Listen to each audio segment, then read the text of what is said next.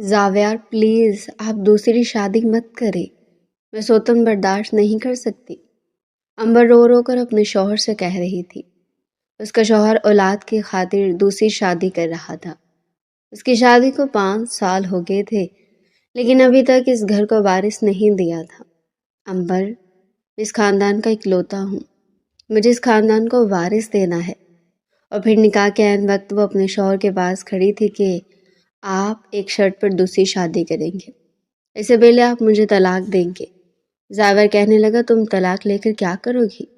वो कहने लगी, मैं भी किसी ऐसे शख्स से शादी करूंगी जिसे एक बीवी की ज़रूरत हो, बीवी की मोहब्बत चाहिए होगी।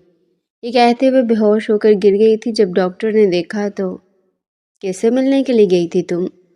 जैसे वो कमरे के अंदर दाखिल हुई, जावियार ने गुस्से से उसका बाजू पकड़कर उसे दीवार के साथ पिन कर लिया। आप होते कौन है मुझसे ये सवाल करने वाले? अच्छा, अब क्या मुझे तुम्हें ये बावर करवाना पड़ेगा कि हम दोनों का क्या रिश्ता है? उसने अंबर की कमर पर अपनी गिरफ्त मजबूत की और उसे खुद से नज़दीक कर लिया। वो किसी बिन पानी की मछली की तरह उसकी गिरफ्त में फड़फड़ा रही थी। छोड़े मुझे, दर्द हो रहा है। उसकी आंखों में आंसू आ गए और उसका लहजा भीग गया था। उसे जावियार के कंधे पर हाथ रखा और उसे खुद से दूर धकेलने की कोशिश की, मगर वो इसमें भी नाकाम हो गई थी। आखिर में वो उसके सीने पर सर रखकर छोटे बच्चों की तरह फुट फुट कर रोने लगी, जबकि वो प्यार से उसके बालों को सहला रहा था। मुझे आपसे शदीद नफरत है। आप सोच भी नहीं सकते आप मुझे कितने जहर लगते हैं।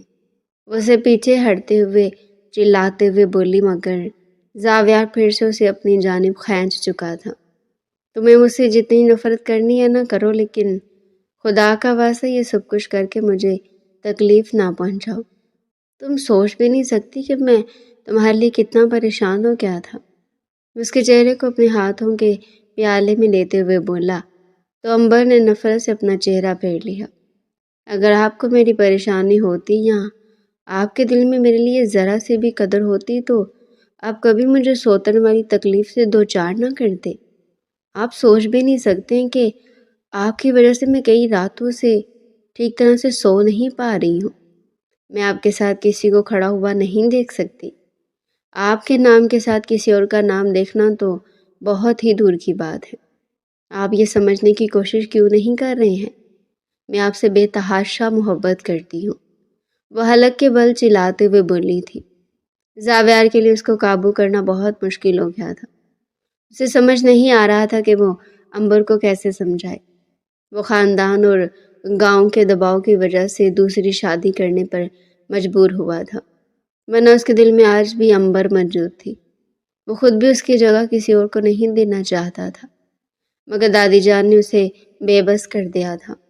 मैंने 5 साल इंतज़ार किया है अंबर, उसके मुंह से बेसाख्ता निकला।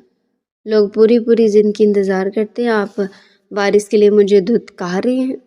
अगर तो मैं बांझ होती और आप मेरे साथ ये सब कुछ करते तो हमें कसम उठाकर कहते मैं एक हरफ तक ना बोल दी।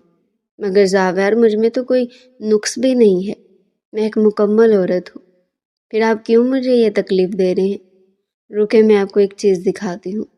उसने अपना बैग खोला और उसमें से कुछ फाइल से निकाल कर जावियार के हवाले की थी। ये सब क्या है?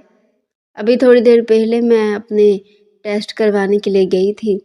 उसने बेदर्दी से अपने आंसू साफ करते हुए कहा था। यह देखें, मुझ में कोई कमी नहीं है। मैं एक मुकम्मल औरत हूँ। आप प्लीज़ थोड़ा सा इंतज़ार कर लें। जहाँ पर आपने 5 साल इंतज़ार कर लिया, वहाँ पर 1 साल और रुक जाएं। देखिएगा कि अल्लाह ताला हम पर ज़रूर करम करेंगे। जावियार, मुझ पर यह जुल्म मत करें। उसके कदमों में बैठती चली गई थी। उसने जावियार के कदमों को अपने हाथों में पकड़ रखा था। उसका दिल कर रहा था कि वो दहाड़े मार मार कर उस शख्स से वो बेतहाशा मोहब्बत करती थी, जो अचानक ही पत्थर का हो गया था। ना तो उस पर अंबर के आंसू असर कर रहे थे और ना ही उसकी मिन्नतें। मुझे ये सब कुछ देखने की ज़रूरत नहीं है अंबर, और मैं तुम्हें यही समझाऊंगा कि बेहतर यही है इसको ज़हनी तौर पर कबूल कर लो। ये कहकर वो कमरे से निकलने लगा था कि अंबर ने उसकी बाजू पकड़ ली। آپ نے ساری زندگی میرے ساتھ جینے مرنے کی قسمیں کھائی تھی، تو میں تمہیں کب چھوڑ رہا ہوں؟ مگر میں آپ کو چھوڑ دوں گی۔ اگر مجھے پتا ہوتا کہ آپ میرے ساتھ یہ سب کچھ کریں گے تو میں آپ سے کبھی شادی ہی نہ کرتی۔ اس سے تو اچھا تھا کہ میں ارسلان۔ اس کے باقی کے الفاظ منہ میں ہی رہ گئے تھے جب زاویار نے اس کے چہرے پر زوردار تھپڑ مارا۔ وہ لڑکھڑا کر زمین پر گر پڑی تھی اور بے یقینی سے زاویار کی طرف دیکھنے لگی تھی۔ اس کے وہم و گمان میں بھی نہیں تھا کہ وہ اس پر ہاتھ اٹھائے گا۔ زاوی، اس کے لب ہولے سے پھڑپھڑائے تھے۔ دوبارہ اس شخص کا نام میرے سامنے مت لینا، ورنہ مجھ سے برا کوئی بھی نہیں ہوگا۔ اس کو گردن سے پکڑتا اس کی آنکھوں میں دیکھتا گراتا ہوا وہ لمبے لمبے ڈھنگ بڑھتا کمرے سے باہر نکل گیا تھا، جبکہ وہ وہیں ٹھنڈے فرش پر لیٹ گئی تھی۔ آنسو خاموشی سے اس کی آنکھوں سے ٹوٹ کر فرش پر گر رہے تھے۔ اس کا دل کر رہا تھا کہ یہاں سے کہیں دور بھاگ جائے، مگر وہ اپنے محبوب شوہر کو چھوڑ کر کیسے جا سکتی تھی؟ دوسری طرف زاویار اسے تھپڑ مار کر حویلی سے باہر تو آ گیا تھا، لیکن اسے خود پر شدید غصہ آ رہا تھا۔ اس نے ساحل سمندر پر جا کر گاڑی روکی تھی۔ اس کو وہاں پر کھڑے 5 منٹ ہی گزرے تھے جب اسے سمرا کی خوشی سے بھرپور آواز سنائی دی تھی۔ زاویہ اپنے منہ سے اس کے لیے یہی نک نیم سن کر زاویار کے ماتھے پر بل پڑ گئے تھے۔ میرا نام زاویار ہے اور مجھے پورے نام سے پکارا کرو۔ اوہ سوری، میں بھول گئی تھی۔ یہ نام پکارنے کا حق صرف تمہاری پہلی بیوی کے پاس ہے۔ اس کے لہجے میں طنز موجود تھا۔ تم یہاں پر رات کے اس پہر کیا کر رہی ہو؟ ہمارے خاندان کی عورتیں آدھی رات کے وقت یوں آوارہ گردی نہیں کرتی ہیں۔ تمہاری بیوی بھی تھوڑی دیر پہلے کراچی کے سینٹرل ہاسپٹل سے واپس گئی ہے۔ قسم سے مجھے اس کے لیے بہت افسوس ہو رہا ہے۔ اپنی زبان کو لگام دو اور اپنی حد میں رہو۔ 1000 بار سمجھایا میرے معاملات میں دخل اندازی مت کیا کرو۔ وہ ہتے سے اکھڑ گیا تھا۔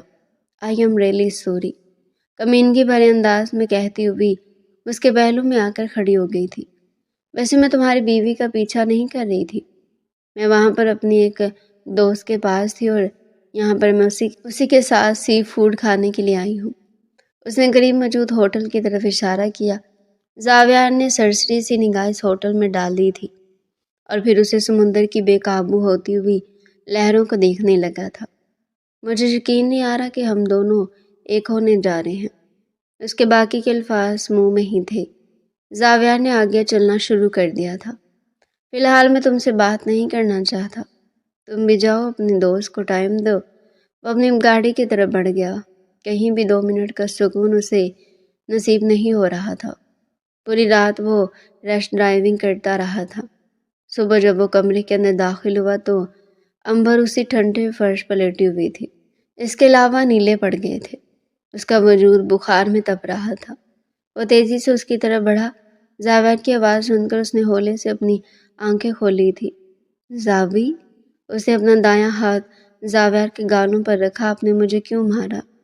یہ کہہ کر چھوٹے بچوں کی طرح منہ بنا کر وہ پھر سے پھٹ پھٹ کر رونے لگی تھی۔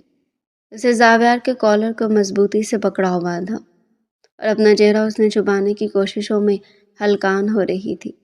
زاویار نے اسے احتیاط سے اٹھایا اور بیڈ پر لٹایا۔ اسے اپنے لب بھینچے ہوئے تھے۔ اسے وراثت کی طلب نہیں تھی، مگر اب یہ دادی جان کا حکم تھا۔ وہ دادی جان کے حکم کے خلاف ورزی نہیں کر سکتا تھا، ورنہ یہ سب کچھ اس کے ہاتھوں سے نکل جاتا۔ اب اسے شدت سے اپنی کی ہوئی کچھ غلطیوں کا احساس ہو رہا تھا۔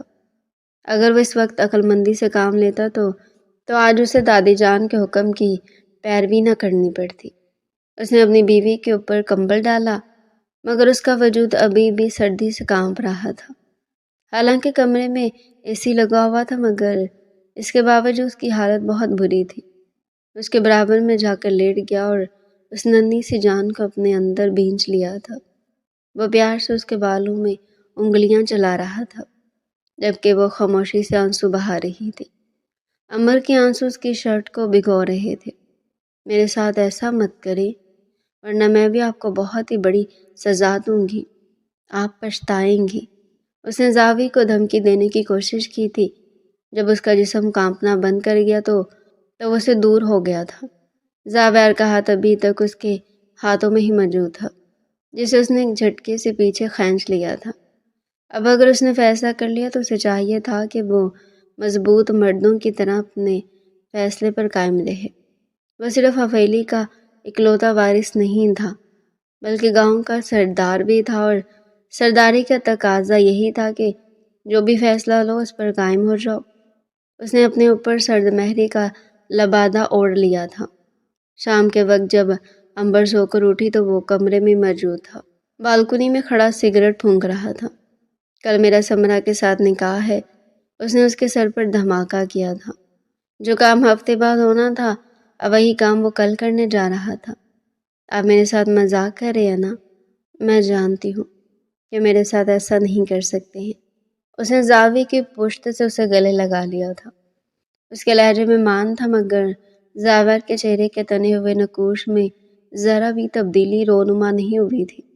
میں تم سے مذاق نہیں کر رہا ہوں، سچ کہہ رہا ہوں۔ کل میں اور سمرا نکاح کرنے والے ہیں۔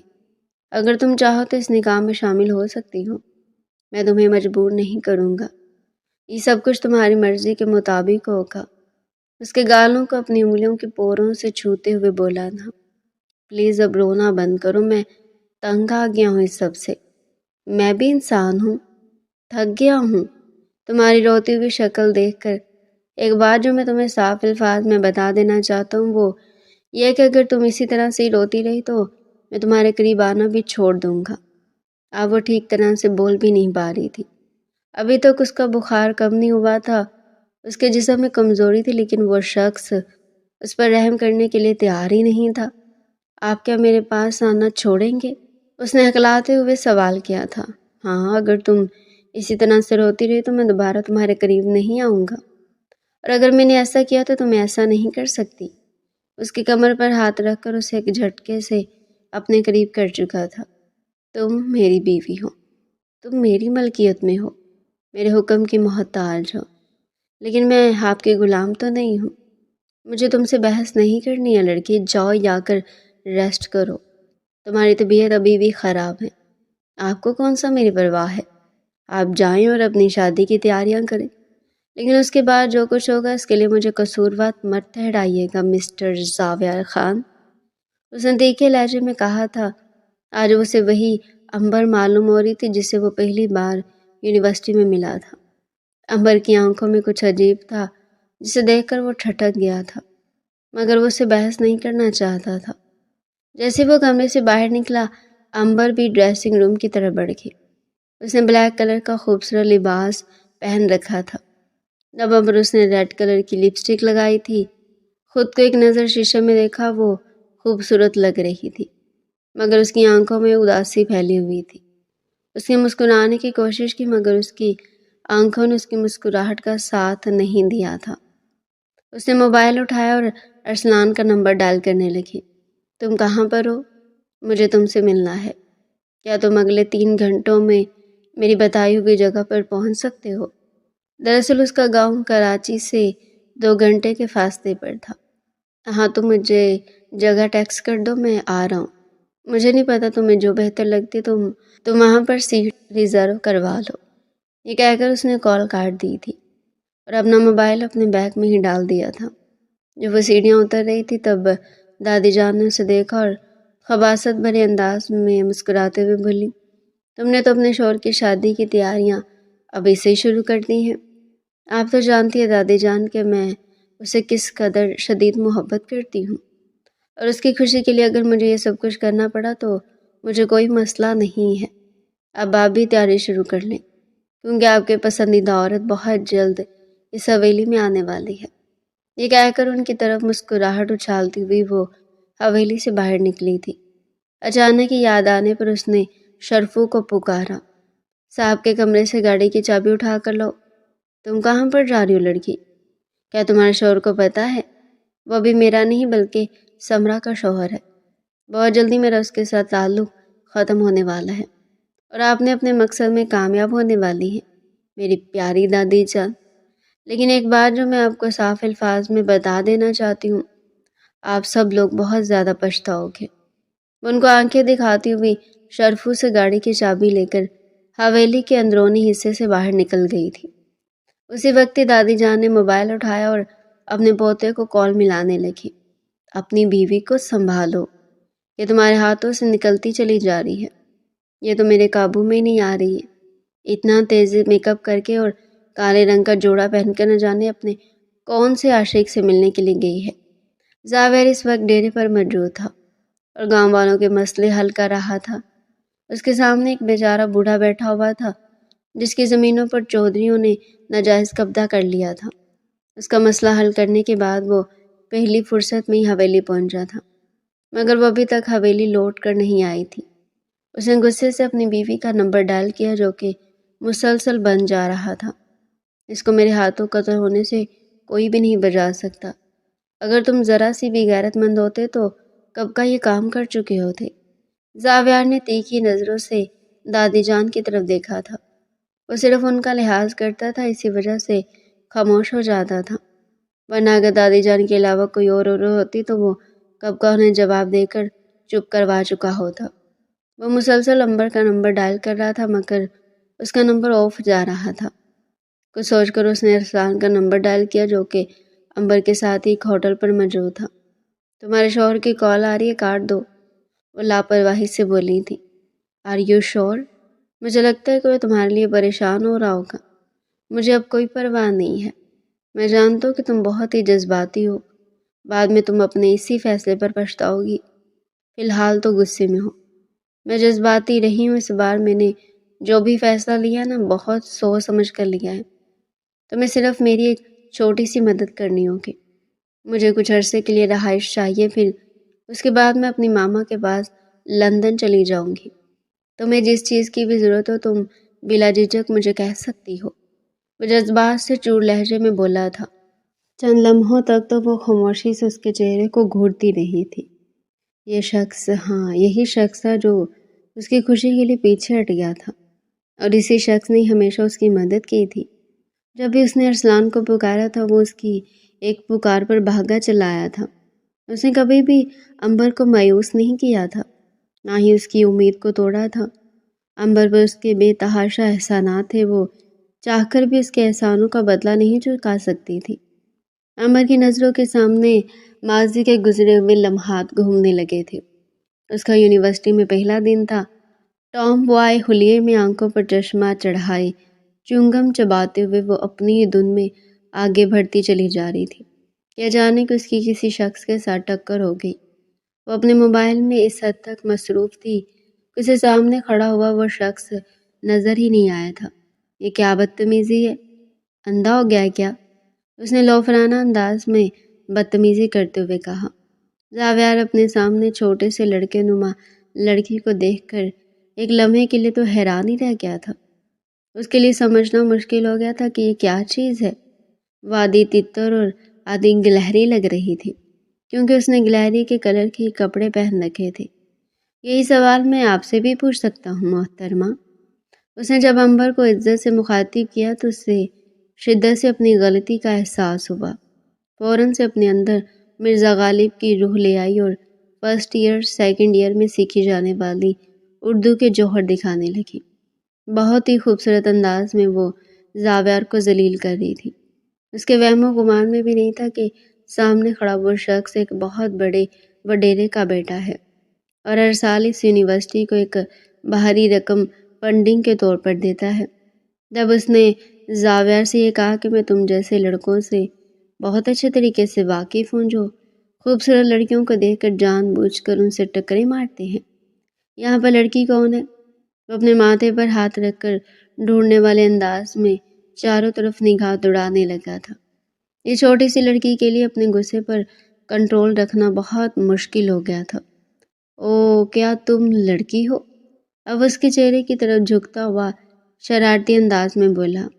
یہاں پر محترمہ کے صبر کا پیمانہ لبریز ہوا تھا۔ ہاتھ میں اٹھایا ہوا سلیش اس نے پورے کا پورا زاویار کے اوپر انڈیل دیا تھا۔ ایک تو شدید سردی اور اوپر سے ٹھنڈا ٹھنڈا تلاش اس کا وائٹ کلر کا سوٹ خراب ہو گیا تھا۔ اس سے پہلے کہ وہ کسی قسم کی کوئی کارروائی کرتا اس نے الٹے قدموں وہاں سے بھاگنا شروع کر دیا تھا۔ وہ پھولی ہوئی سانسوں کے ساتھ جب کلاس روم میں پہنچے تو ارسلان اسے دیکھ کر ایک لمحے کے لیے حیران رہ گیا۔ کیا ہوا، اب کسی سے پنگا لے کر آ رہی ہو؟ جب اس نے ارسلان کو پوری سچویشن کے بارے میں بتایا تو وہ اپنے پیٹ پر ہاتھ رکھ کر زور زور سے ہنسنے لگا۔ ویسے وہ سچ ہی تو کہہ رہا تھا، اگر تم ڈھنگ کا لباس پہن کر آؤ تو تم سے زیادہ خوبصورت اس یونیورسٹی میں کوئی لڑکی ہی نہ ہو۔ پتہ نہیں تمہیں اس طرح کا لباس پہن کر کیا ملتا ہے۔ یہ کہہ کر اس نے اس کے بال خراب کر دیے تھے۔ وہ اپنے بالوں کو ٹھیک کر رہی تھی کہ اس کی نظر کمرے کے اندر داخل ہوتے ہوئے پروفیسر پر پڑی۔ اس نے ارسلان کا بازو پکڑ کر اسے اپنے سامنے کھڑا کر دیا تھا۔ پیچھے جتنے بھی بچے بیٹھے ہوئے تھے وہ اونچی اونچی آواز میں بلا وجہ چلانے لگے تھے، یہ وہ لڑکی ہے، یہ وہ لڑکی ہے۔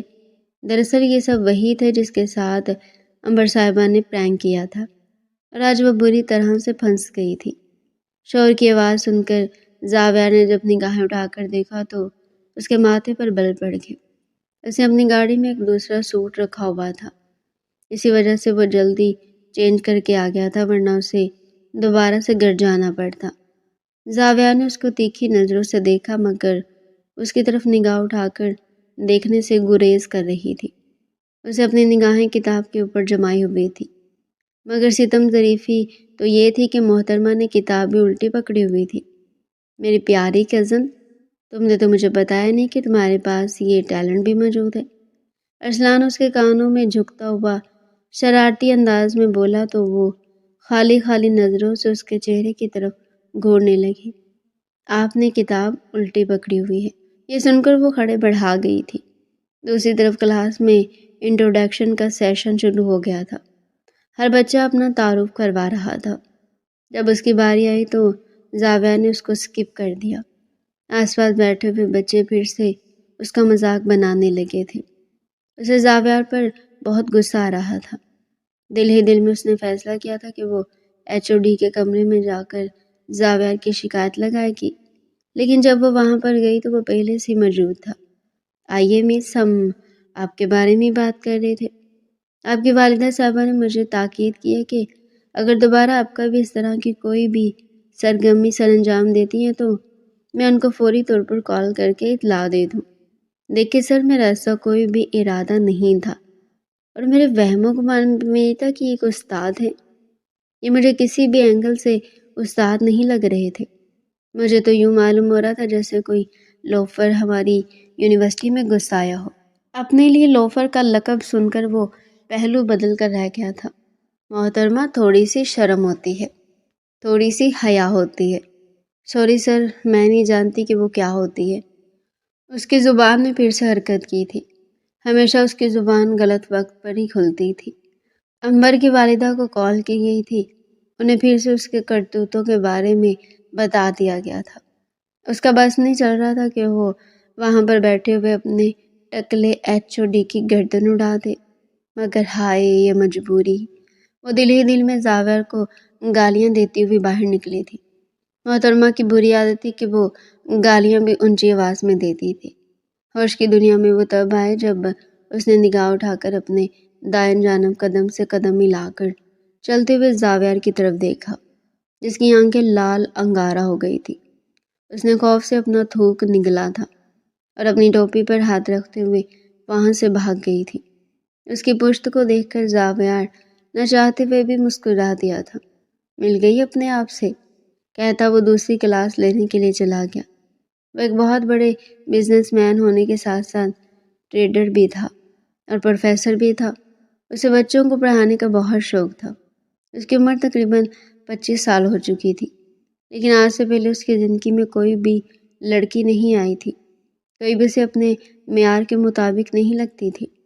پہلے تو اسے سنجیدہ مزاج لڑکیاں پسند تھی، لیکن جب سے اس نے امبر کو دیکھا تھا وہ نہ چاہتے ہوئے بھی اس کی طرف متوجہ ہونے لگا تھا۔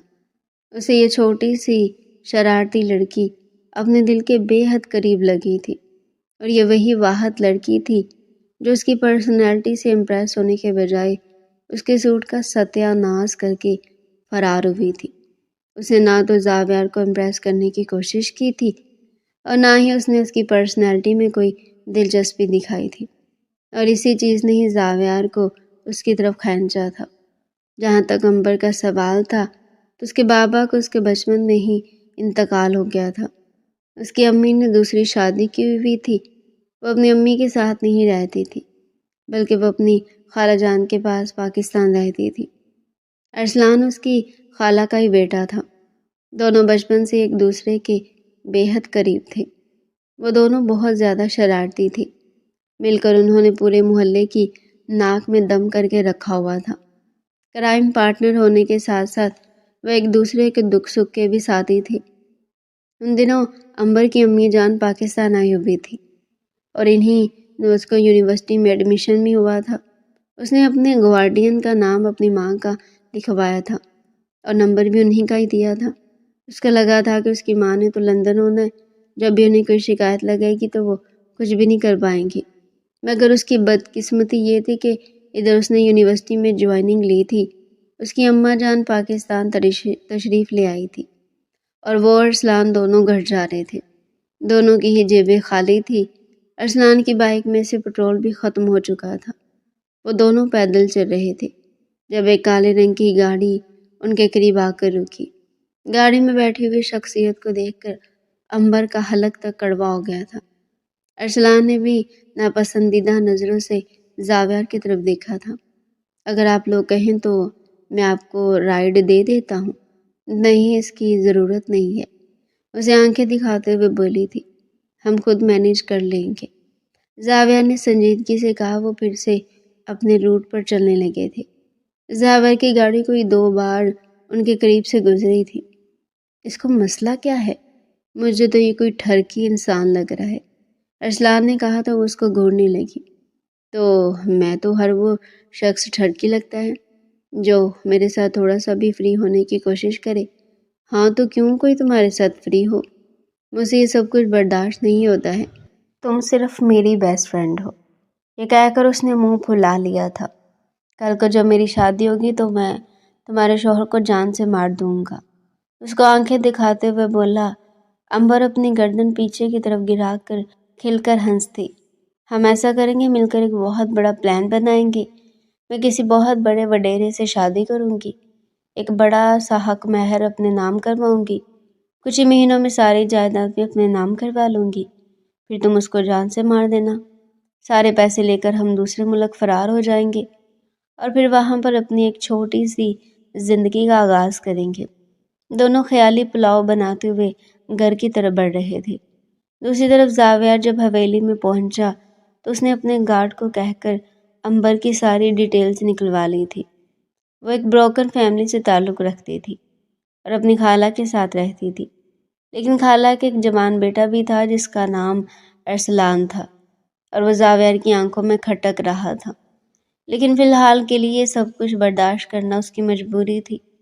اسے یہ بھی پتہ چلا تھا کہ اس کے بابا کے امبر کے خالو کے ساتھ بہت ہی اچھے تعلقات ہیں۔ وہ ماضی میں ایک دوسرے کے بزنس پارٹنر بھی رہ چکے تھے۔ اپنے بابا کے ذریعے پہلی بار وہ امبر کے گھر پر گیا تھا۔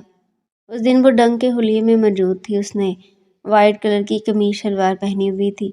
اس کے لمبے سا بال اس کی کمر پر پھیلے ہوئے تھے، جبکہ آنکھوں میں ہمیشہ کی طرح شرارت چمک رہی تھی۔ وہ اس وقت بھی ارسلان کے ساتھ باہر لان میں ٹہل رہی تھی اور اس کی کہی ہوئی کسی بات پر کھلکھلا کر ہنس رہی تھی۔ جب زاویار نے یہ دیکھا تو اس کا خون غصے سے کھولنے لگا تھا۔ دوسری طرف ارسلان بھی اس کو اپنے گھر کے اندر داخل ہوتا ہوا دیکھ کر ٹھٹک کر رکا تھا۔ جب امبر کی نظر زاویار پر پڑی تو وہ فوراً سے ارسلان کی ہڈی پکڑ کر اس کے پیچھے جا کر چھپ گئی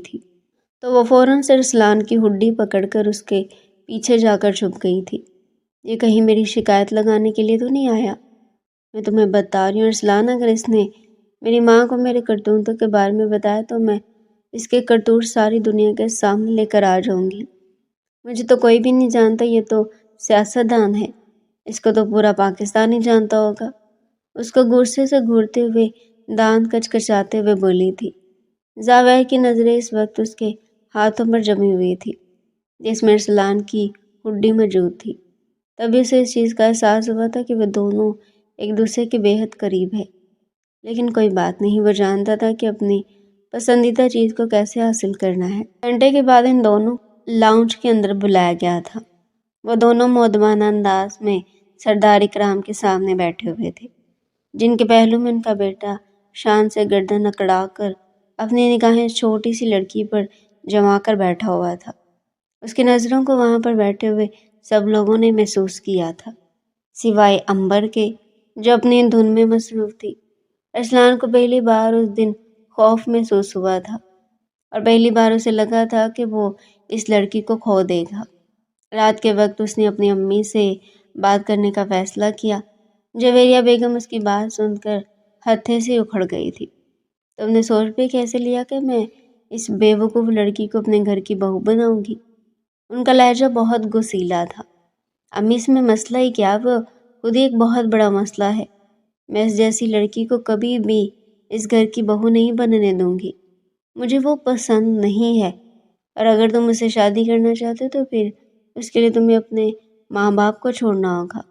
امی جان، مجھے کوئی ایسا فیصلہ کرنے پر مجبور نہ کرے جس پر آپ کو بعد میں پچھتانا پڑے۔ ان دونوں کے وہم و گمان میں بھی نہیں تھا کہ امبر ان کے کمرے کے دروازے پر ہی کھڑی ہے۔ وہ اپنی خالہ سے ایونٹ کے حوالے سے بات کرنے کے لیے آئی تھی، لیکن جب اسے محسوس ہوا کہ ارسلان دروازے کی طرف آ رہا ہے تو وہ تیزی سے واپس پلٹ گئی۔ اس وقت اپنے کمرے میں داخل ہو رہی تھی جب ارسلان اسے پکارا۔ اس کی آنکھیں آنسوؤں سے بھری ہوئی تھی۔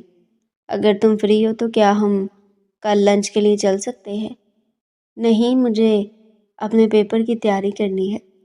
اپنے لہجے پر قابو رکھ کر اس نے بمشکل یہ الفاظ ادا کیے تھے، اور دروازہ غصے سے اس کے چہرے پر بند کر دیا تھا۔ ارسلان نے بے چینی سے اپنے بالوں میں ہاتھ پھیرا۔ اس میں کیا ہو گیا کہ ہم دونوں کی باتیں تو نہیں سن لی؟ نہیں، ایسا نہیں ہو سکتا۔ اس نے اپنے آپ کو تسلی دی اور چھوٹے چھوٹے قدم اٹھاتا ہوا اپنے کمرے کی طرف بڑھ گیا۔ اب پہلے اسے اس لڑکی کو منانا تھا۔ سٹینڈ لینے کے لیے اسے اس لڑکی کی رضامندی بھی چاہیے تھی۔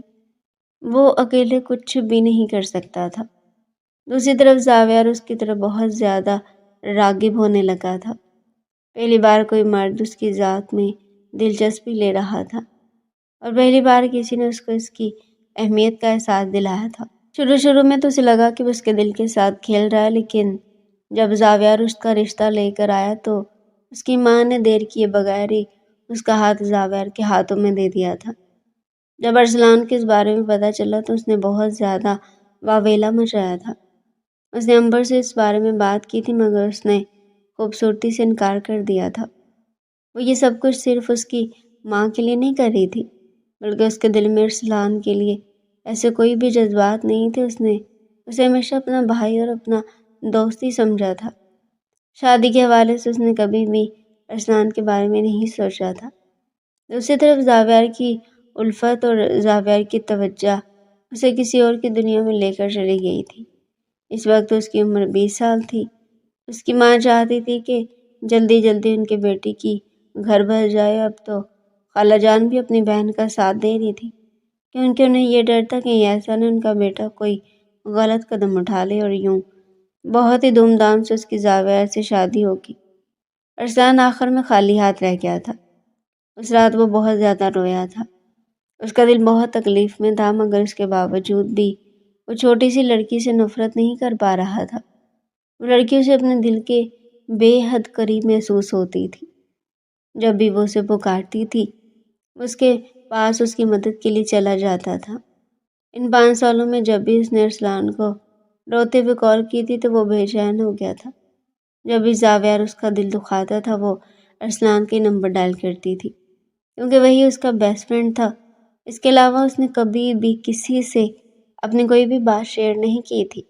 اس کی سہیلیاں بھی نہیں تھیں، کیونکہ جب بھی کوئی لڑکی اس سے دوستی کرتی تھی تو ارسلان اس لڑکی سے بھی امبر کی دوستی ختم کروا دیتا تھا، کیونکہ وہ جالس ہوتا تھا۔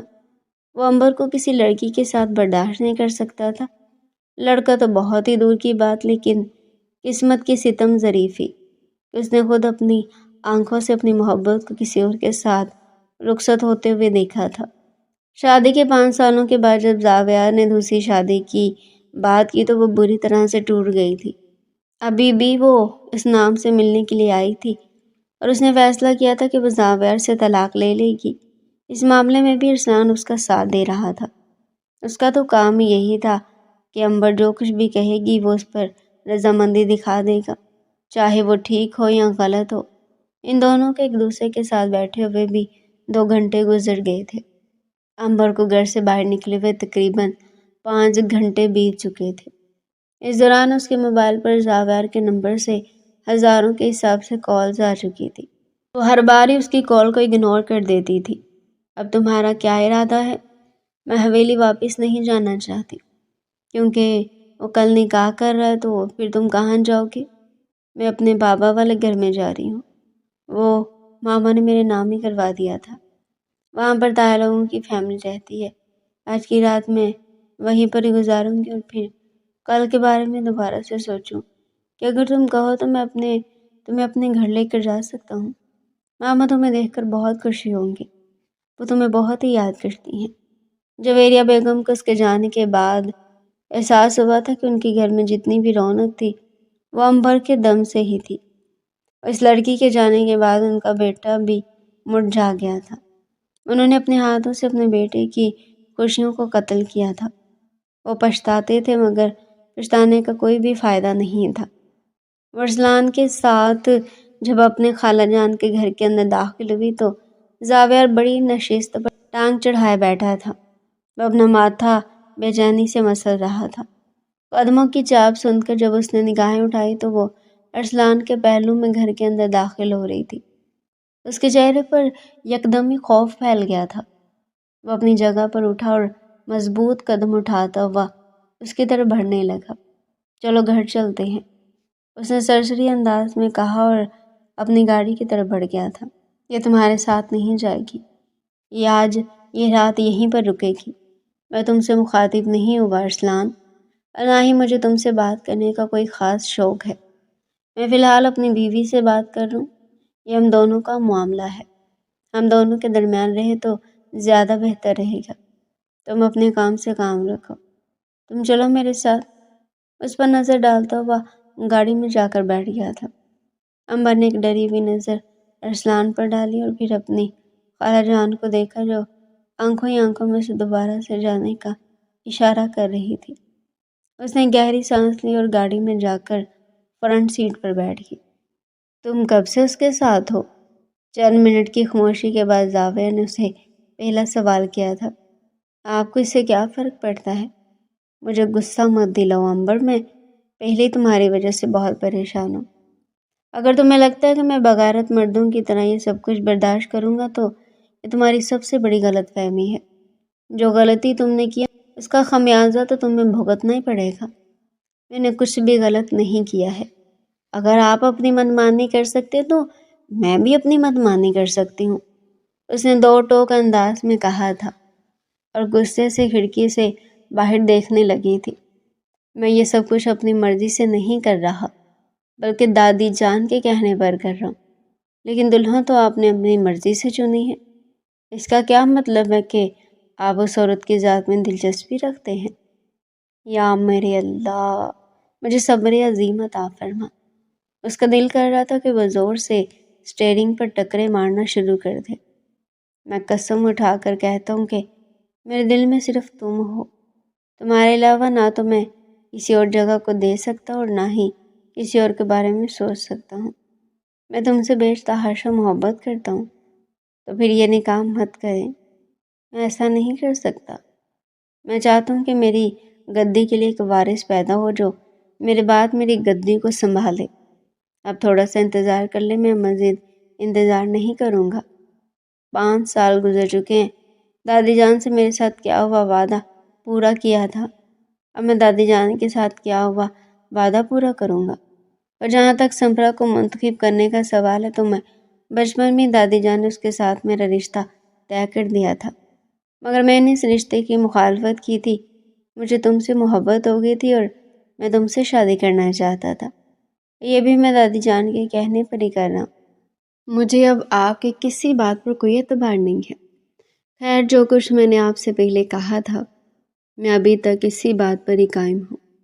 گاڑی حویلی میں جا کر رکی تھی۔ وہ مضبوط قدم اٹھاتی ہوئی حویلی کے اندر داخل ہوئی۔ اس نے دادی جان پر ایک نگاہ ڈالنا بھی گوارا نہیں کیا تھا۔ وہاں پر جتنے بھی لوگ کھڑے تھے ان سب کو نظر انداز کرتے ہوئے وہ اپنے کمرے میں چلی گئی تھی۔ اسی وقت اس کا موبائل بجا۔ ارسلان کا نمبر تھا۔ تم یہ سب کچھ اسے بتا دینا چاہیے۔ اس نے اسکرین آف کر دی تھی اور موبائل اپنے بیگ میں ڈال دیا تھا۔ جب زاویار کمرے کے اندر داخل ہوا، امیجن کرے آپ کا نکاح ہوتا ہے اور اس کے بعد میں امید سے ہو جاتی ہوں، پھر آپ کیا کریں گے؟ زاویار کا چہرہ لٹھے کی مانند سفید ہو گیا تھا۔ ایسا کبھی بھی نہیں ہو سکتا۔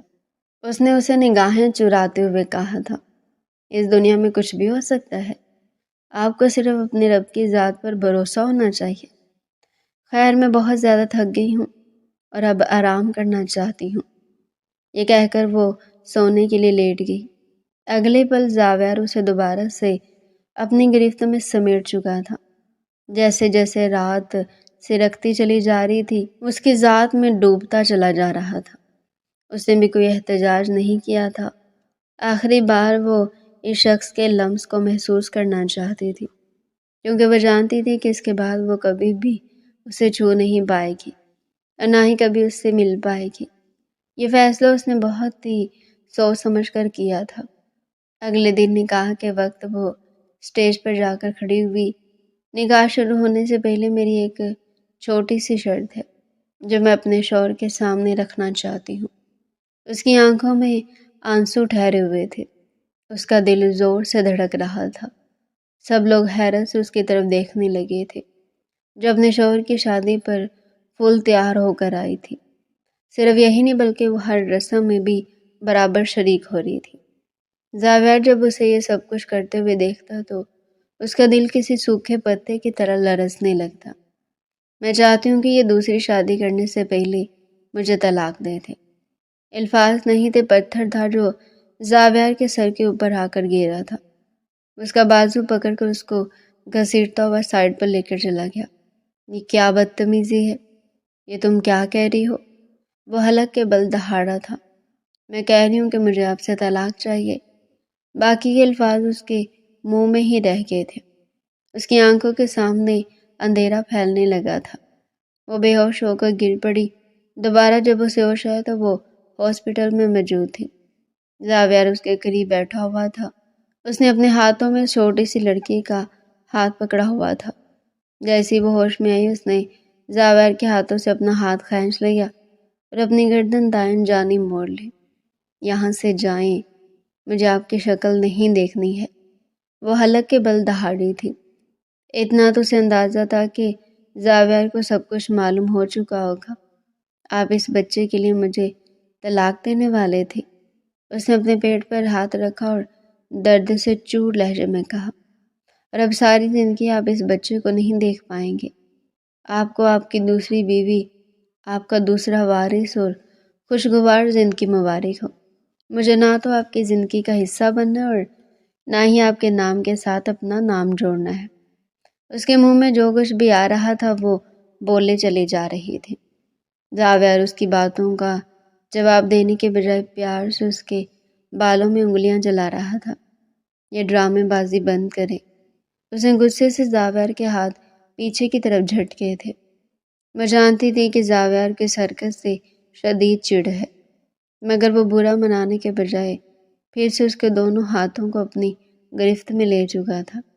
نہ تو میں تمہیں طلاق دوں گا اور نہ ہی تمہیں کبھی چھوڑوں گا۔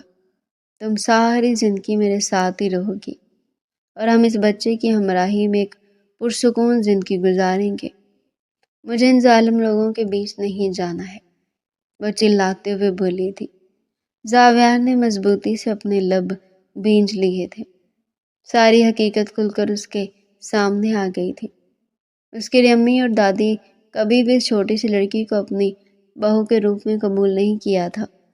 وہ ہمیشہ سے یہی چاہتی تھی کہ وہ سمرا کو حویلی کی بہو بنائے، مگر زاویار کو وہ عورت ایک آنکھ بھی نہیں بھاتی تھی اور اس کی وجہ اس کا مشکوک کردار تھا۔ اس کی حرکتیں ناقابل معافی اور ناقابل تلافی تھی۔ وہ کسی بھی ایسی عورت سے شادی نہیں کرنا چاہتا تھا جس کے ماضی میں ہزاروں مردوں کے ساتھ چکر رہ چکے ہوں۔ اسے شادی کرنے کے لیے ایک با کردار اور اچھے گھرانے کی عورت چاہیے تھی۔ امبر میں وہ سب کچھ تھا جو اسے چاہیے تھا۔ اپنے گھر والوں سے لڑ کر اس نے امبر سے نکاح کر لیا تھا۔ اس کے بابا نے اس کا پورا ساتھ دیا تھا۔ دوسری طرف امبر کے وہم و گمان میں بھی نہیں تھا کہ دادی جان پچھلے چند سالوں سے اسے ایسے پیلز دے رہی تھی جس کی وجہ سے اس کے بچے پیدا نہیں ہو رہے تھے۔ 2 مہینے پہلے اس نے دادی جان کو اپنے دودھ میں کوئی چیز ملاتے ہوئے دیکھ لیا تھا۔ اس کے بعد اس نے دادی جان کے ہاتھ سے دودھ پینا بھی چھوڑ دیا تھا، اور پھر وہ اپنا چیک اپ کروانے کے لیے گئی تھی۔ اس کی رپورٹس کلیئر آئی تھی۔ ڈاکٹر نے اسے خبردار کیا تھا کہ تمہیں ایسی دوائیاں دی جا رہی ہیں جس سے تمہاری پروڈکٹیوٹی ختم ہونے کا اندیشہ ہے۔ اس کے بعد اس نے حویلی سے کھانا کھانا ہی چھوڑ دیا تھا۔ اگر اسے کھانا بنانا ہوتا تو وہ اپنے ہاتھوں سے اپنے لیے کھانا بناتی تھی۔ فی الحال اس نے اس بارے میں زاویار کو کچھ بھی نہیں بتایا تھا، کیونکہ جانتی تھی کہ وہ اس کی باتوں پر یقین نہیں کرے گا۔ وہ اپنی دادی جان اور اپنی امی جان سے بے تحاشا محبت کرتا تھا۔ کل جب وہ ارسلان کے ساتھ تھی تو اس کی طبیعت اچانک ہی خراب ہو گئی تھی۔ ارسلان اسے اپنے ساتھ لے کر ہاسپٹل گیا تھا۔ وہاں پر جب اس نے چیک اپ کروایا تو اس کو معلوم ہوا وہ امید سے ہے، مگر وہ اس بارے میں زاویار کو نہیں بتانا چاہتی تھی۔ ارسلان کو اس کی فکر تھی، ہو جانا تھا کہ وہ زاویار سے بے تحاشا محبت کرتی۔ اگر وہ زاویار سے الگ ہو جاتی تو وہ کبھی بھی خوش نہیں رہ پائے گی۔ اس نے اپنی خوشی کو قربان کیا تھا اور زاویار کو خود اس حقیقت کے بارے میں بتایا تھا کہ تمہاری بیوی امید سے ہے، اور اس کو پچھلے کچھ عرصے سے تمہارے حویلی کے لوگ ایسی دوائیاں دے رہے ہیں جس کی وجہ سے وہ امید سے نہیں ہو پا رہی تھی۔ دوسری طرف سمرا نے ایک ایسی غلطی کی تھی جس کی وجہ سے اب اسے پولیس سے چھپنا پڑ رہا تھا، اور وہ لندن فرار ہو گئی تھی۔ جب زاویار بارات لے کر اس کی حویلی گیا تو دلہن ہی حویلی میں موجود نہیں تھی۔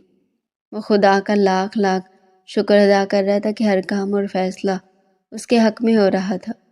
پھر جب اس کی بیوی بے ہوش ہوئی تو اس کو لے کر ہاسپٹل آ گیا۔ اس کی امید کی خبر سن کر وہ بہت زیادہ خوش تھا، مگر وہ اسے نگاہیں پھیر کر بیٹھی ہوئی تھی۔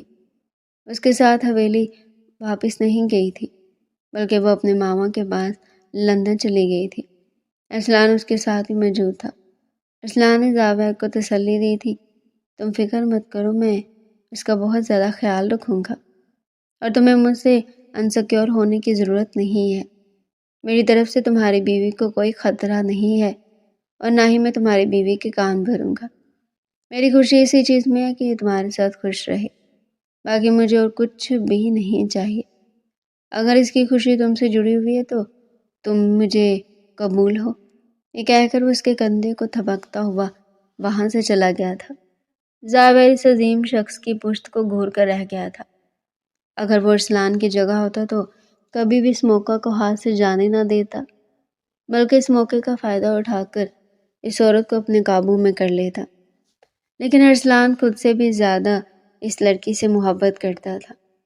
اسے اپنی خوشی سے زیادہ اس لڑکی کی خوشی اہم تھی۔ اس کے ساتھ لندن تو آ گئی تھی، لیکن یہاں پر اس کا دل نہیں لگتا تھا۔ ہر وقت اسے زاویار کی اجازت آتی رہتی تھی۔ اس کے ساتھ گزارے ہوئے لمحات، ان لوگوں نے مل کر ایک دوسرے کے ساتھ بہت ہی پلاننگز کی تھی، وہ ساری اسے فلاپ ہوتی ہوئی نظر آ رہی تھی۔ لندن میں سردیوں کی پہلی برف باری تھی۔ وہ اپنے کمرے کی کھڑکی میں کھڑی تھی۔ جب کوئی اس کے پہلو میں آ کر کھڑا ہوا، اس نے نگاہیں اٹھا کر دیکھا تو پھر نگاہیں پلٹنا ہی بھول گئی۔ وہاں پر زاویار موجود تھا، جو مسکراتے ہوئے اس کے چہرے کو دیکھ رہا تھا۔ اگلے پل اس نے اس چھوٹی سی لڑکی کو اپنے گلے سے لگا لیا۔ وہ تیزی سے اس سے دور ہوئی تھی۔ چھوڑو مجھے، اس نے مصنوعی غصے سے کہا۔ میں ابھی تمہیں یہی کہنا چاہتا ہوں کہ اب غصہ چھوڑ دو۔ میں مزید تم سے دوری برداشت نہیں کر سکتا ہوں۔ تم سوچ بھی نہیں سکتی کہ تمہارے بغیر یہ وقت میں نے کتنی مشکل سے کاٹا ہے۔ وہ ابھی یہی کہنا چاہتی تھی، لیکن فی الحال وہ یہ شو کر رہی تھی کہ وہ اس سے ناراض ہے۔ مجھے فرق نہیں پڑتا ہے۔ آپ کو بھی تو فرق نہیں پڑا تھا۔ میں قسم اٹھا کر کہتی کہ مجھے ہر ایک چیز سے فرق پڑا تھا، اور تمہیں کیا لگتا تھا کہ میں اس سے شادی کر کے کوئی بہت زیادہ خوش تھا؟ بالکل بھی نہیں۔ مجھ سے کبھی بھی شادی نہ کرتا، میں کوئی نہ کوئی راستہ نکال لیتا۔ میں اسی وجہ سے تمہیں صبر کرنے کا کہہ رہا تھا، مگر تم نے میری بات ہی نہیں سنی۔ اس نے امبر کے گرد اپنی بازو لپیٹ لی تھی اور اپنا سر اس کے کندھے پر رکھ لیا تھا۔ آپ نے بہت دیر کر دی، آپ کو پہلے آنا چاہیے تھا، اس نے شکایت کی تھی۔ تو وہ دھیمے سے انداز میں مسکرا دیا تھا اور پھر اس کے گالوں پر پیار بھرا بوسہ دیتے ہوئے بولا، میں اس پر بہت زیادہ شرمندہ اور مجھے ہمیشہ اس کا پچھتاوا رہے گا۔ مجھے معاف کر دو، مجھ سے غلطی ہو گئی ہے۔ وعدہ کرتا ہوں کہ دوبارہ کبھی بھی تمہاری آنکھ میں آنسو نہیں آنے دوں گا۔ ہمیشہ تمہیں اپنے سینے کے ساتھ لگا کر رکھوں گا۔ میں نے دادی جان سے بھی ساری باتیں کلیئر کر لی ہیں، وہ اپنے کیے پر بہت زیادہ شرمندہ ہے۔ بابا جان نے بھی میرا ساتھ دیا، اور جہاں تک سمرا کا سوال ہے تو اس کا تو یہ بھی نہیں پتا وہ زندہ ہے کہ مر گئی ہے۔ خیر، اس جیسی لڑکیوں کا آخر میں ہی انجام ہوتا ہے۔ میں اس بارے میں بات کر کے یہ خوبصورت لمحات ضائع نہیں کرنا چاہتا۔ یہ کہہ کر وہ اسے اپنے اندر بھیج چکا تھا۔ اسے ارسلان نے ہی اتنا انتظار کرنے کے لیے کہا تھا۔ ارسلان کو پتا تھا کہ ابھی اس لڑکی کا دکھ گہرا ہے، اس تکلیف سے نکلنے میں اسے تنہائی چاہیے اور تھوڑا سا وقت چاہیے۔ اور اب جب ٹھیک وقت آیا تو اس نے زاویار کو لندن بلا لیا۔ خود اگلی فلائٹ سے وہ پاکستان چلا گیا تھا۔ زاویار اس عظیم انسان کا مشکور تھا۔ تو ڈیئر پیارے ناظرین، یہ تھا آج کا ہمارا انٹرسٹنگ مزے کا ناول۔ مزید ایسے ہی ناول ہمارے چینل پر ڈیلی سننے کے لیے چینل کو سبسکرائب کریں، ویڈیو کو لائک کریں اور کمنٹ سیکشن میں اپنی رائے لازمی دیں۔